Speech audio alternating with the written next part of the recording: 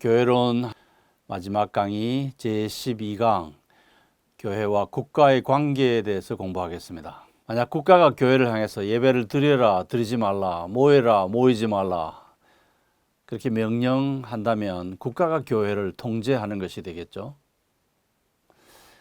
이 주제는 기독교 역사에 굉장히 첨예한 주제였습니다.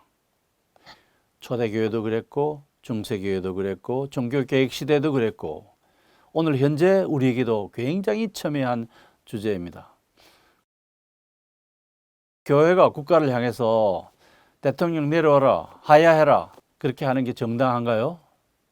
교회와 국가의 관계는 굉장히 첨예한 주제이고 오늘 교회를 봉사하는 여러분들이 폭넓게 그리고 깊이 있게 역사의 교훈에서 배우고 신학에서 배운 정보를 교회에 응용할 수 있어야 원만히 목회를 할 수 있습니다.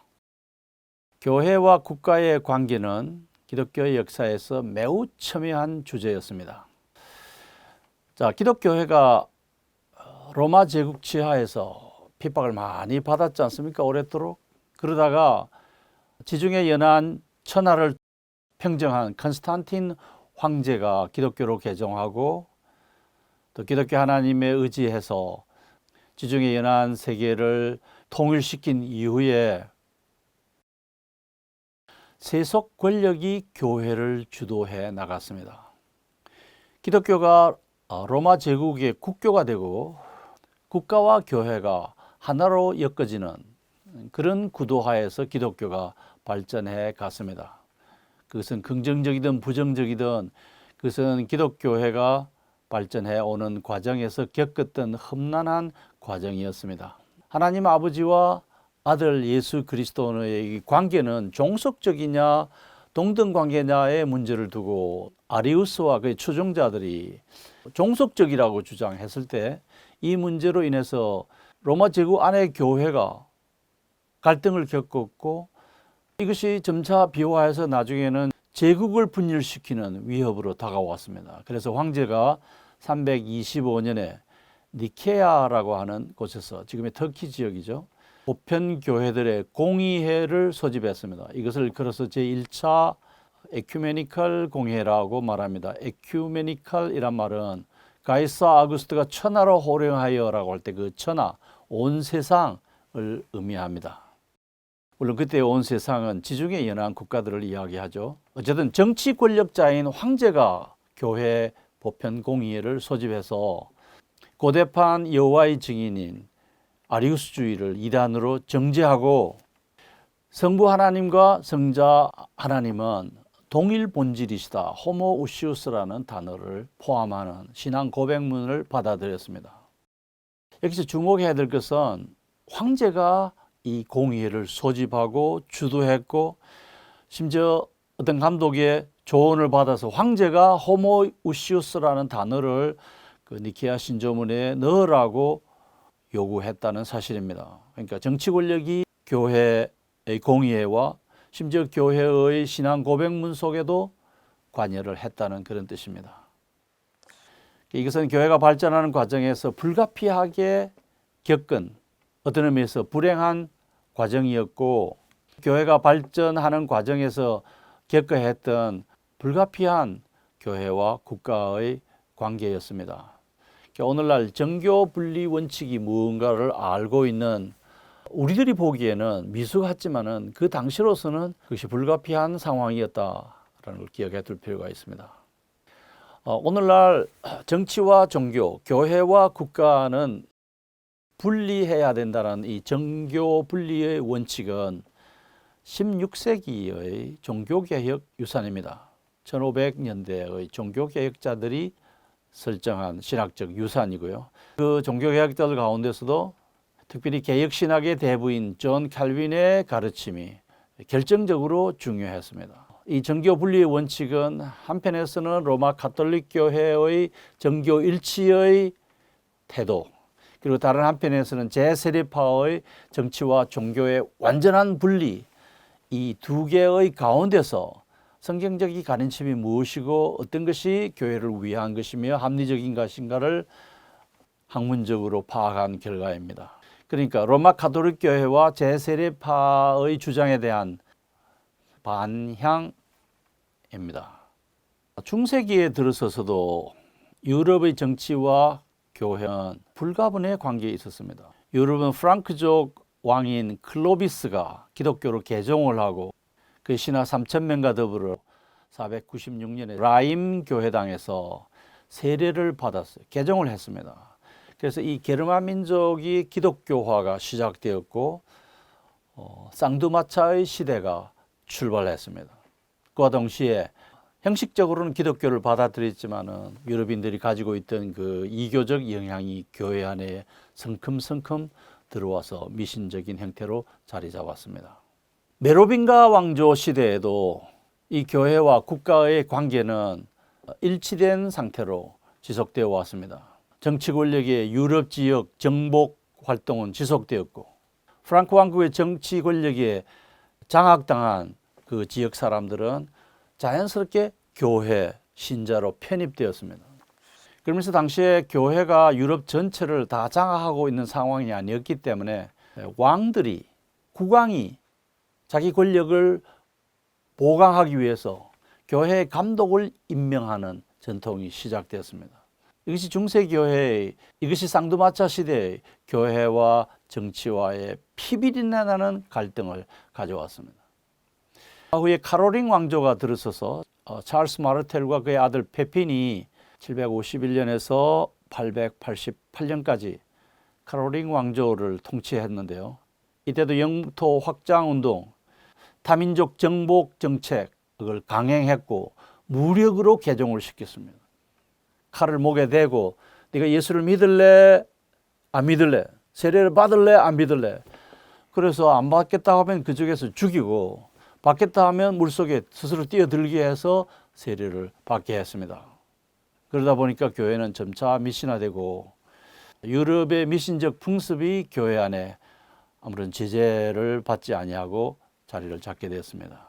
교권과 재권의 이 투쟁적인 관계가 극한 상황으로 치닫고 있었습니다.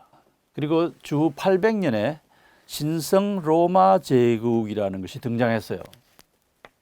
카롤링 왕조를 계승하는 왕조였지만 800년 성탄일에 바티칸에 있는 베드로 성당에서 교황 레오 3세가 프랑스 왕 샤를마뉴에게 로마 황제의 칭호를 수여했습니다. 황제의 관을 씌워주었습니다.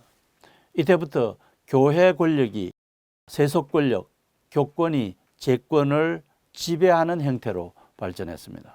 교권과 재권 갈등의 핵심은 사제 임명권이었습니다. 사제 수임권이라고도 합니다. 교회는 사제나 감독의 임명은 교회의 고유한 권한이라고 주장했고 황제나 왕들은 자기가 임명하지 않은 교회 권력자들이 자기에게 충성하기보다는 오히려 로마에 더 충성하기 때문에 바티칸에 더 충성하기 때문에 성직 임명 권력을 놓지 않으려고 발버둥 쳤습니다. 그래서 교권과 재권의 이 쌍두마차 시대와 함께 투쟁 관계가 계속 발전해 갔습니다. 1073년에 이르러서 힐데브란트라는 수도사가 교황이 되었습니다. 이 사람은 개혁 교황이었어요. 그래서 국가에 대한 교회의 우위권을 주장하고 그러니까 교회가 국가보다 위에 있다라고 주장하고 성직 매매를 반대한 동시에 평신도의 사제 임명권, 사제 서임권을 반대했습니다. 국왕이나 황제는 평신도잖아요. 그래서 어느 경우에도 평신도가 사제나 감독을 임명할 수가 없다고 주장했습니다. 그러나 황제로서는 자기가 그 성직자를 임명하면 그 사제는 자기에게 충성하기 때문에 그 사제 서임권, 임명권을 감독 임명권을 놓지 않으려고 했습니다. 그래서 점차 교권이 재권을 제압하는 형태로 발전해 왔고요. 1209년에 영국 왕 존이 결혼과 관련해서 교회로부터 파문을 당했습니다.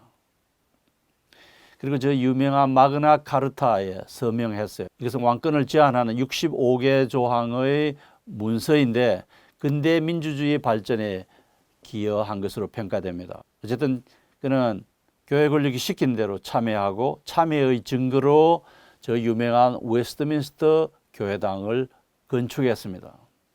그 예배당은 그 이후에 증축을 거듭해서 현재의 모습으로 자리 잡았습니다.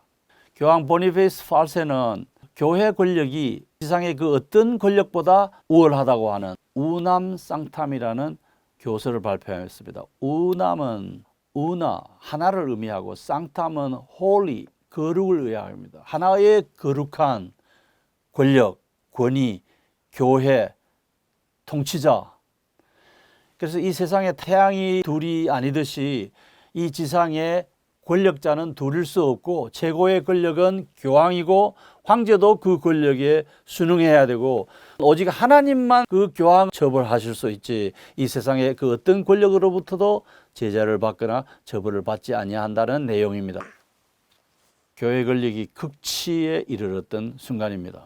1300년대에 들어서면서 교회 권력은 세속 권력 위에 군림했고 우남 쌍탐이라고 하는 교서의 발표는 프랑크 왕국의 정치가들을 자극해서 정치 권력이 황제의 권력이 교황의 권력을 포로로 잡으려고 하는 동기를 제공했어요. 1309년부터 1477년까지 교황청은 프랑크 왕국 아비뇽에 머물게 되었습니다. 이때를 일컬어서 교회의 바벨론 포로 시대라 또는 교황청의 유수기간이라고 이야기합니다. 유수, 포로로 붙잡혀 가서 지냈던 기간입니다. 그러니까 프랑크 왕국은 재권 강화를 위해서 교권을 재권 아래에 두는 이런 형태의 국가와 교회 관계를 설정했습니다. 만약 교회가 우남 쌍탐을 발표하지 않았으면 이렇게까지 되지는 않았을 것이라고 가정해 볼 수도 있습니다. 쌍두마차 시대에 국가와 교회 간의 이 치열한 피비린내 나는 권력 다툼 시기를 지나서 드디어 1600년대에 종교개혁 운동 시대가 도래했습니다. 자, 이 종교개혁 운동이 진행되던 시기에 네 가지 국가와 교회 간의 관계 유형이 존재했습니다. 첫째는 중세교회처럼 국가와 교회가 통합된 관계. 이것은 컨스탄틴 황제 이후 로마 제국하에서 지속되어 왔던 하나의 형태죠. 중세기를 거쳐서 계속 지속해 왔던 형태이고요. 두 번째는 교회 지상주의 또는 성직자 지상주의, 교황 지상주의, 이걸 클러리컬리즘이라고 하는데 국가는 교회의 일부분이고 교회가 국가를 지배하고 국가 위에 군림하는 그런 관계입니다. 세 번째는 국가 지상주의라고 해서 에라스티아니즘, 이것은 교회 지상주의와 반대되는 개념이에요. 교회는 국가의 일부분이고 국가가 교회를 지배하는 형태입니다. 네 번째는 교회와 국가의 완전한 분리, 배타적 분리 관계입니다. 국가와 교회는 완전히 분리되어야 되고 국가 정치에 대해서 교회는 관심을 가져서도 안 되고 기독교회는 공무원을 해서도 안 되고 국가가 정치적으로 무질서하고 혼란해도 교회가 거기에 일체 개입하지 않아야 된다고 보는 관점이었습니다. 이 관점은 제세례파 견해입니다. 이때 혜성처럼 등장해서 종교개혁 운동의 불쏘시개가 된 마르틴 루터는 1530년에 옥스부르크 신앙고백서라는 것을 작성했고 그 신앙고백 16장에 교회와 국가와의 관계에 대해서 설명하고 있습니다.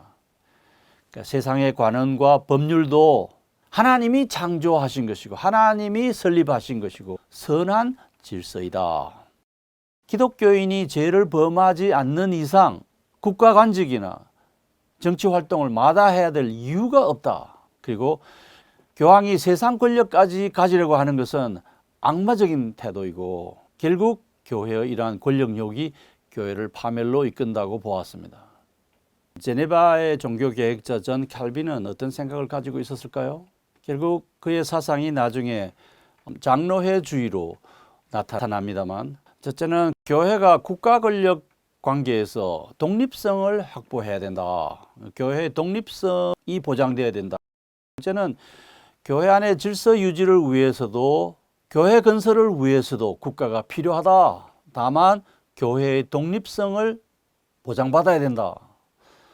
세 번째는 교회와 국가의 정당한 관계가 정립돼야 된다. 이런 주장을 펼치니까 지금 아직 중세기의 그 국가와 교회가 일치되어 있던 그런 제도가 이제 마무리되는 그런 과정에서 제네바 개혁교회는 제네바 시의회의 통제를 받고 있었습니다. 제네바 시의회와 캘빈이 대립 관계에 있었어요. 이런 상황에서 칼빈은 1541년에 교회 헌법이라는 책을 저술했습니다. 오늘날 장로교회의 교회 헌장, 교회 헌법의 기초가 된 책입니다. 첫째는 로마 가톨릭주의는 잘못이다. 교회가 국가에 우선하고 교회가 국가를 지배할 수 있다는 교황주의는 옳지 않다. 둘째는 마키아벨리라고 1469년에서 1527년까지 살았던 이 마키아벨리 군주론으로 유명하잖아요. 국가 권력을 절대시하는, 교회를 국가 권력 안에 두려고 하는 국가 권력 절대주의는 옳지 않다. 세 번째는 제세례파가 국가 권위를 인정하지 아니하고 군 복무도 반대하고 평화주의란 이름 하에서 기독교인의 사회와 문화와 국가에 대한 책임을 부정하는 태도도 옳지 않다라고 보았습니다. 그러면 칼빈은 어떤 구도로 교회와 국가의 관계를 설정했을까요? 다시 말하면 로마 교회는 교회의 세속 지배를 정당화하고, 둘째 영국 국교회는 그와 반대로 왕이 교회의 수장이라고 인정한다. 지금도 영국 국교회 수장은 영국 여왕이에요. 성직자가 아닙니다. 평신도입니다. 세 번째는 루터파는 국가의 교회 간섭을 완전히 배제하지 못했다. 영방국가, 테리토리얼 스테이트 교회로 남았다. 국가에 종속된 교회로 남아 있습니다. 지금도 독일 개신교회는, 루터파 교회는 국가 제도 안에 포함되어 있습니다. 물론 독자성을 유지하고 있긴 하지만 국가가 종교세를 받아가지고 교회에 건네주는 그런 형태로 존재합니다. 네 번째는 제세례파가 국가의 교회 지배를 완전히 거부하고 또 교회의 국가 지배도 거부하고 교회와 국가가 완전히 분리되어야 된다고 이런 상태에 있다는 것을 지적하면서 교회는 우선적으로 영적인 질서이다. 국가도 교회와 함께 하나님이 세운 정당한 질서이다. 그러면서 로마서 13장 1절 이하를 인용합니다. 칼빈은 국가는 일반 은총의 영역에 해당하는 이 세상의 제도이다. 그래서 결혼이나 사회의 구성원으로서의 활동만이 아니라 또 하나님의 창조 질서를 유지하는 것만이 아니라 인간이 죄와 죄성을 지니고 있기 때문에 그 인간 타락을 막는 방도로 하나님이 국가라는 것을 세우셨다. 그래서 국가는 하나님이 세운 하나의 제도라고 보았습니다. 칼빈은 국가가 하나님이 세운 악하지도 선하지도 않은 이 세상 제도라고 보았어요.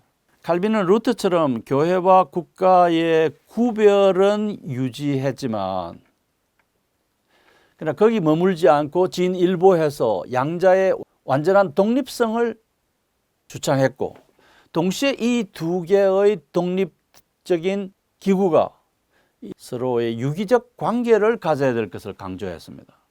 다시 말하면 국가의 교회 지배나 교회의 국가 지배를 배제하고 교회와 국가를 완전히 분리하고 무관하게 만드는 제세례파 견해도 배제하면서 국가와 교회는 독립적이면서도 상호 보완적이고 유기적인 관계를 유지해야 된다고 보았습니다. 이것이 이른바 정교분리 원칙의 근간입니다.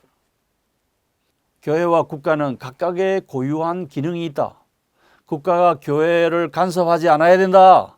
국가가 교회를 국가 권력 지배하에 두려고 하는 것은 옳지 않다. 동시에 교회가 국가의 기능을 대체하는 것도 옳지 않다. 바로 이 개념이 장로회주의의 근간입니다. 사도행전 15장의 할례 문제처럼 공의회가 모여서 이방인으로서 기독교로 개종할 경우에는 유대인처럼 피 흘리는 할례를 행할 필요가 없다라고 결정하는 그런 형태. 바울은 디모데전서 4장 14절에서 네가 장로의 회에서 안수를 받은 것을 기억하라고 말합니다. 장로의 회에서 바로 이걸 보고 우리는 장로회, 장자를 생략하고 노회라고 일컫습니다. 장로교 제도의 핵심적인 기구는 노회입니다. 장로회. 그 노회는 목사와 장로로 구성됩니다. 교회 정치 형태 가운데 개교회의 독립성을 강조하는 정치 제도가 있습니다. 회중교회 제도라고 일컫습니다. 미국 동부지방의 회중교회, 청교도들 후예인 회중교회와 남부지역의 침례교회가 이 제도를 따르고 있고 독립교회들도 이 정치 제도를 따르고 있습니다. 회중정치는 근본적으로 계층구조 교회 정치에 대한 반발로 일어났습니다. 지역교회의 자율성이 중요하다고 보는 정치제도입니다. 목사를 청빙할 때도, 목사를 안수할 때도, 예산을 집행할 때도, 교회 직원을 뽑거나 질의를 하는 등의 문제도 그 지역 교회가 최종적인 권한을 가지고 있지 노회나 총회가 가지고 있지 않다고 보아요.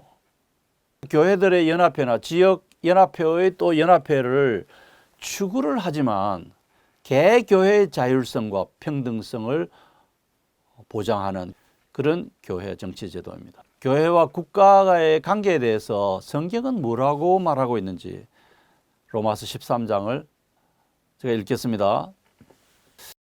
각 사람은 위에 있는 권세들에 복종하라. 정치 권력을 말하죠. 권세는 하나님으로부터 나지 않음이 없나니 모든 권세는 다 하나님께서 정하신 바라. 그러므로 권세를 거스리는 자는 하나님의 명을 거스림이니 거스리는 자들은 심판을 자취하리라. 기독인이 국가 권력에 거스리는 일을 해서는 안 된다는 것이죠.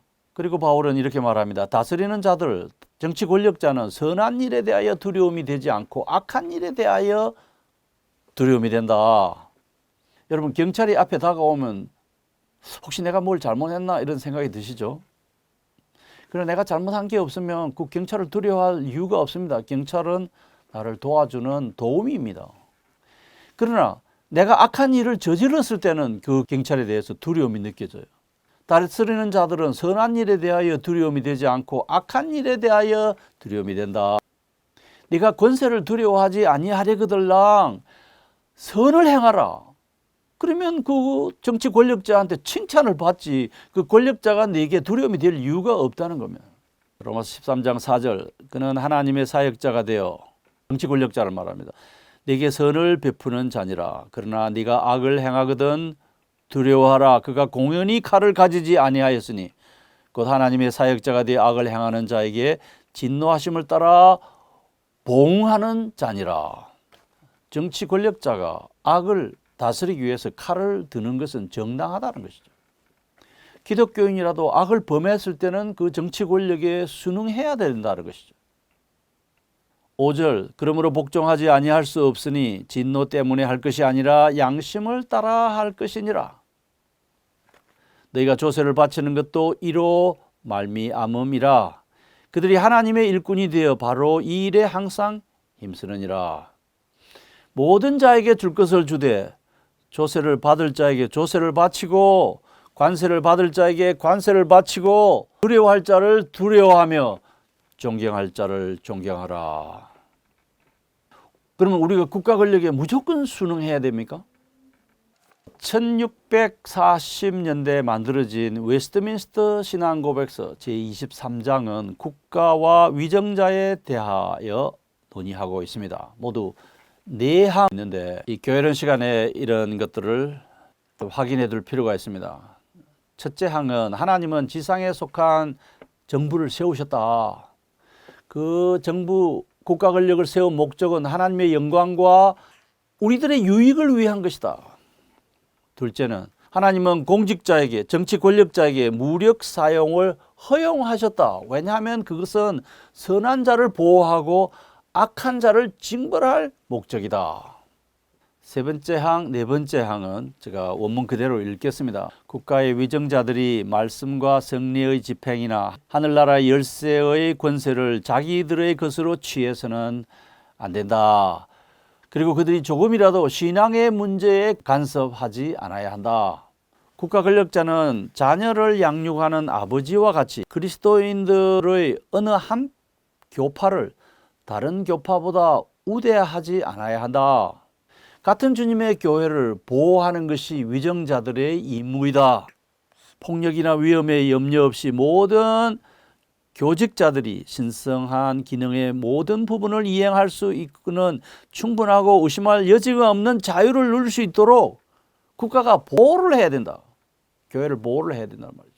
그리고 예수 그리스도께서 그의 교회 안에 정규적인 정치와 건증을 정하셨으므로 그리스도인들이 자기 교파에 자발적으로 회원이 되어 자신들의 고백과 신념에 따라 그것을 정당하게 행사하려 할 때 국가의 그 어떤 법률이라도 간섭하거나 강요하거나 국가의 그 어떤 법률도 이를 간섭하거나 강요하거나 방해하지 않아야 한다.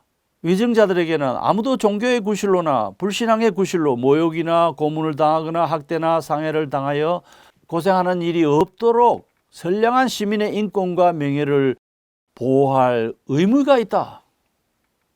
또 모든 종교적, 교회적 집회가 방해를 받거나 교란당하는 일이 없이 그런 집회가 개최될 수 있도록 국가가 그 질서를 유지해 주는 임무를 가지고 있다. 그것이 위정자들의 임무다. 23장 4항.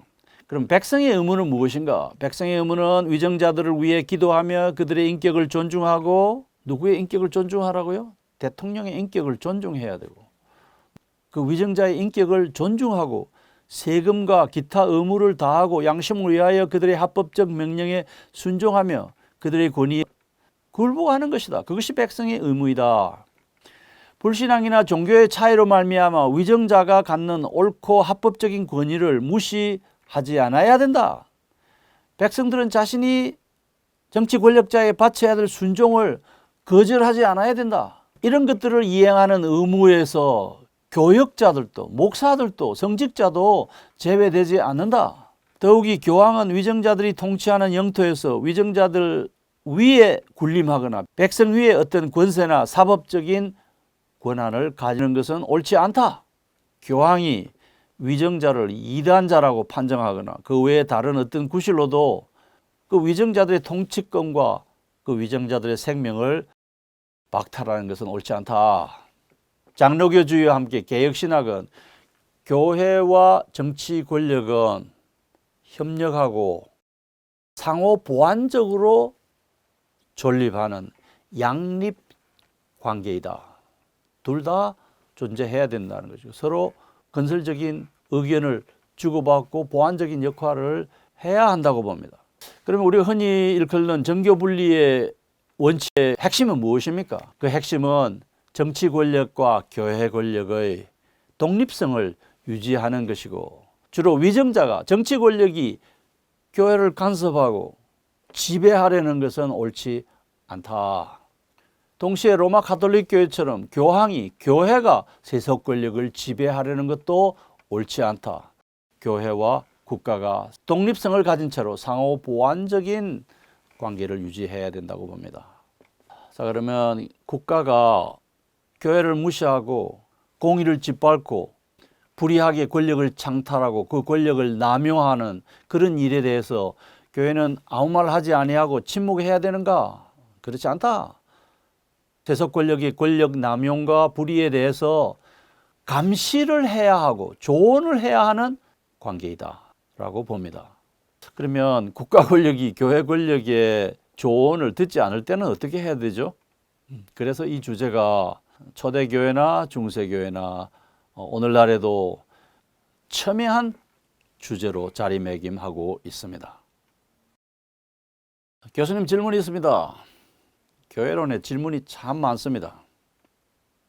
첫 번째 질문은 지금 중국이나 북한 같은 경우는 국가가 교회를 통제하는 그런 형태로 유지되고 있습니다. 여러 면에서 에라스티안주의라고 하는 형태를 띠고 있습니다. 그러니까 사회주의 정치 이념에 해가 된다고 판단하기 때문에 교회를 간섭하는 것이죠.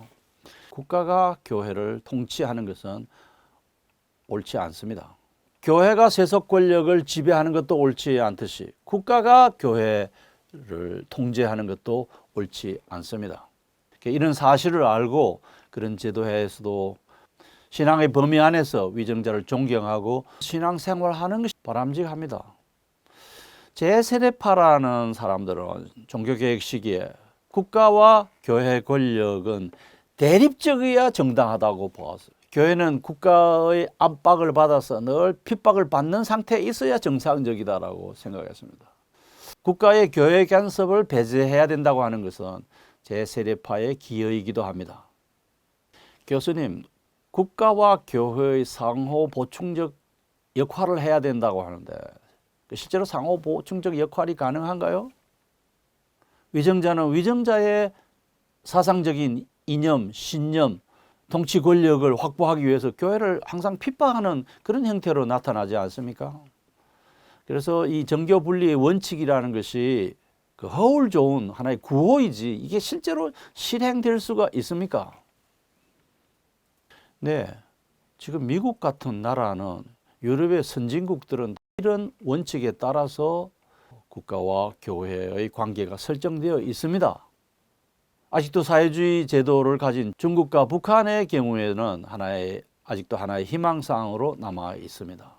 자, 두 번째 질문. 교수님, 그러면 기독교인이 세금을 내야 되는 것은 당연하지만 교회의 목회자도, 목사도, 사제도, 감독도 세금을 내야 합니까? 예수님이 이렇게 말씀하셨습니다. 그런즉 가이사의 것은 가이사에게, 하나님의 것은 하나님께 바치라. 마태복음 22장 21절. 기독교인 납세 의무를 충실하게 이행하는 것은 당연하지만 교회 목사, 감독, 성직자도 종교인세를 내는 것이 정당합니까? 이 주제에 대해서는 토론의 여지가 많습니다. 2년 전부터 대한민국은 종교인세를 제도화해서 시행하고 있습니다. 제가 미국에서 목회할 때 세금을 냈어요. 내 신앙 양심상 국가와 교회의 관계에서 세금을 내는 것은 옳지 않다고 판단하면 그 세무서에 가서 그 어떤 서류에 사인하면 내지 않아도 됩니다.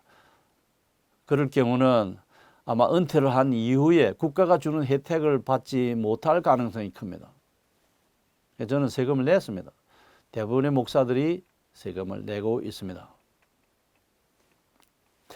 이 세금 문제가 목사로 하여금 목회 활동을 점차 어렵게 만드는 요인으로 작용합니다. 예를 들어서 돈을 많이 가진 사람이 목사님에게 봉투를 하나 드리면 이 목사님은 그것을 받아서 가난한 자들에게 분배하고 전달해야 되는 그것이 목회의 하나의 활동인데 봉투를 받으면 그것에 대한 세금을 내야 돼요.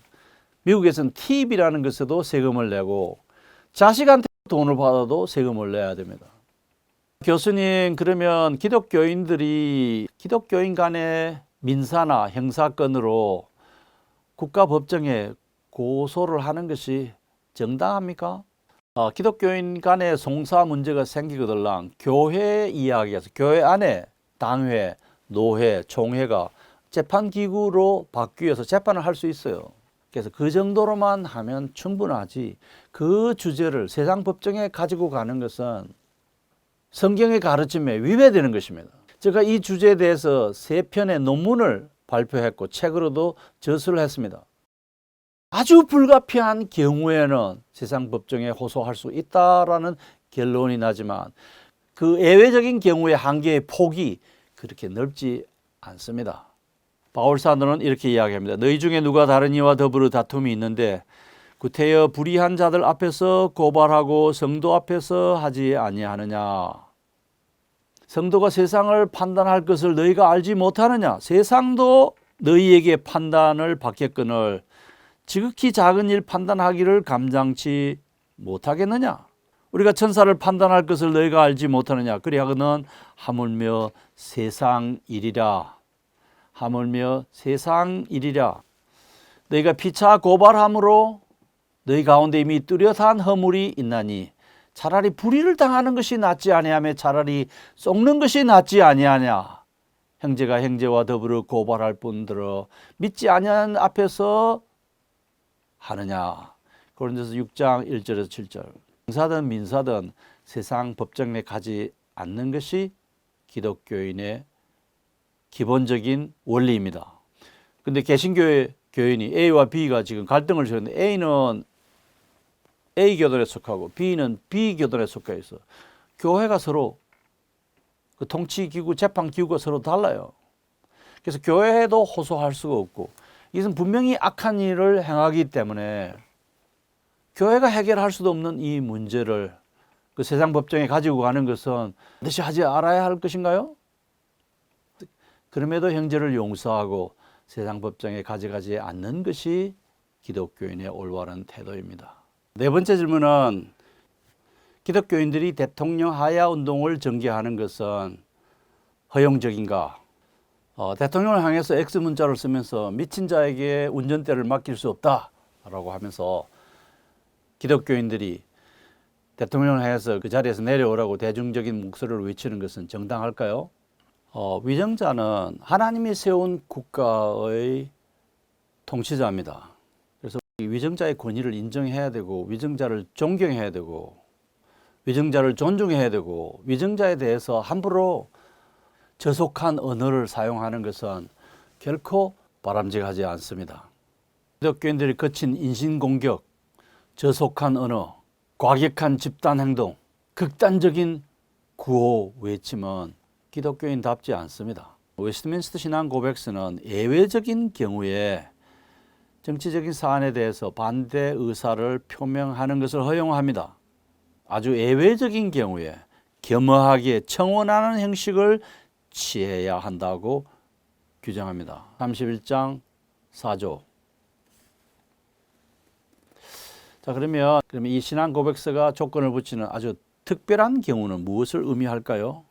정치 권력자가 국민의 생명, 안녕, 복지를 심대히 위협하고 기독교를 말살하는 정책을 펼치는 등의 경우를 뜻합니다. 국가 정체성을 부정하고 국가의 헌법을 지키지 않으며 국가를 존망의 기로로 몰고 가는 경우를 일컫는 말입니다. 이럴 때 교회는 겸허한 태도로 권고하고 그런 권고를 해도 효력이 없을 경우에 저항하고 집단적 시위를 하고 이제 시민 불복종 권한을 행사하는 것은 허용적입니다.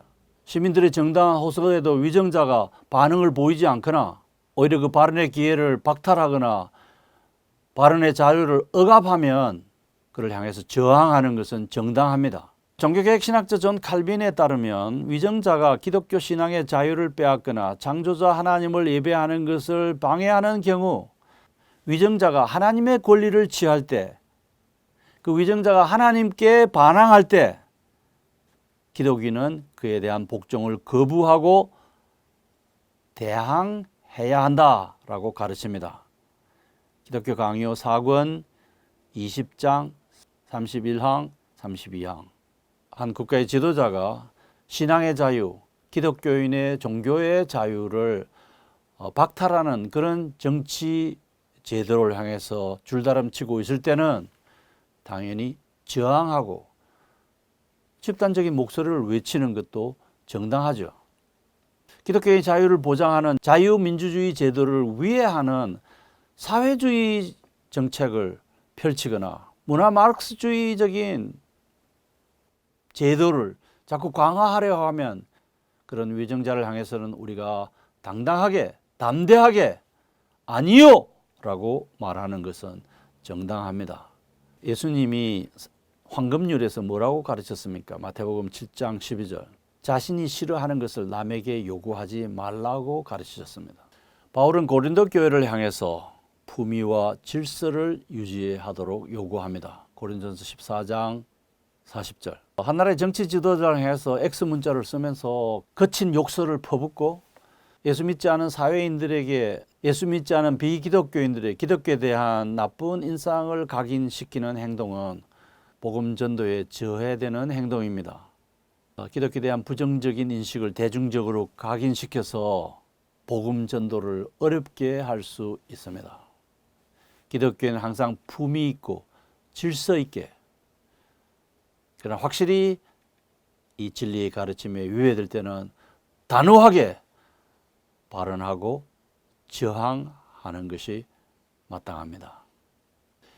이상 교회와 국가에 대한 강의를 마무리합니다. 한 학기 동안 교회론 공부하신다고 수고하셨습니다. 여러분의 교회 봉사에 하나님이 때마다 일마다 모퉁이마다 걸음걸음마다 함께 하시기를 기원합니다.